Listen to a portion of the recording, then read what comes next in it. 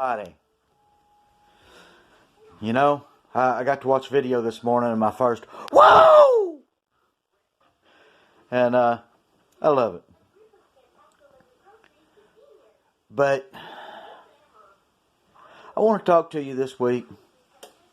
Really serious. I mean, this is that week. This is the week that was the last week of Christ's life. And like when I talked about with the kids last night, don't you think that maybe, just maybe, if you were getting ready to die and you knew it, that you'd start be saying the important things? So what I had you read in Matthew yesterday was all those parables. Well, today I'm going to have you look, because yesterday you read all the way up and through him getting tried in Matthew. Today I want to have you look at his last day, that last supper, and the trial,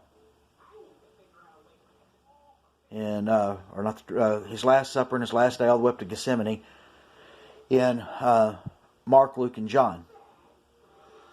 Not a whole lot of reading, I know. Isn't it amazing that you're just so grumpy about giving God 20 minutes to read his book? How many? He wants me to read 5 chapters? Oh no. God wanted some of your day.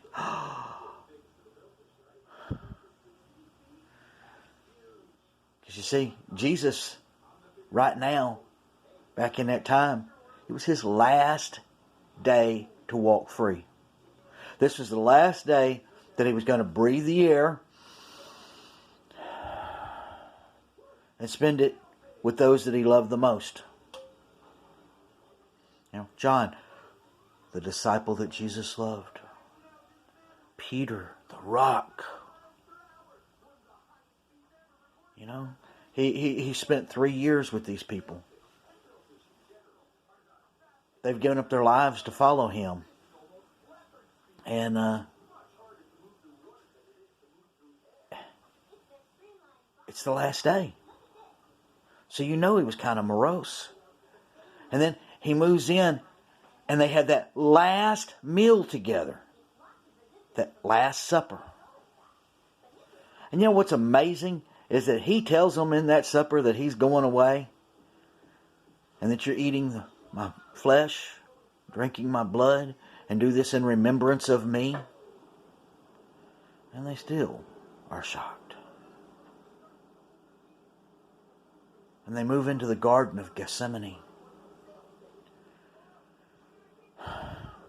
And Christ knows what's coming and asks them to watch. And they can't even stay awake for that. 3 times he prays, Father, if there's any other way. He knows the pain and the agony that's coming. But then he also says, but not my will, but yours. Christ prepared to face more agony than any of us can ever imagine. And he knew it was coming. But he's still, not my will, but yours. Can't you even surrender to his will to read 5 chapters of his word? I mean, we're not talking about you getting dragged before 2 courts in the darkness in an illegal manner. We're not talking about you being beaten by the prison guards and kicked and mocked and a crown of thorns put on your head. We're not talking about you beat so bad your mama can't recognize you. We're not talking you beat and kicked so bad that you can't carry your own cross like every other prisoner. And somebody else has to carry it for you. We're not talking about you being on a cross with nails through your hands and your feet. Unable to breathe. Having to push against the nails on your feet just to get a gasping breath. We're not talking about you being separated from the Father. And for the first time in your life, filth to wash down on you. You know, I think that's what he was regretting most. Was having to feel our ugliness. We're not talking about all that. We're talking about you walking in His light, you loving God, and you loving your neighbor. I mean, we're not talking about Him asking you to truly get up on that cross. What's holding us back? I mean, it's each and every one of us. So this day, will you truly put on your armor of God?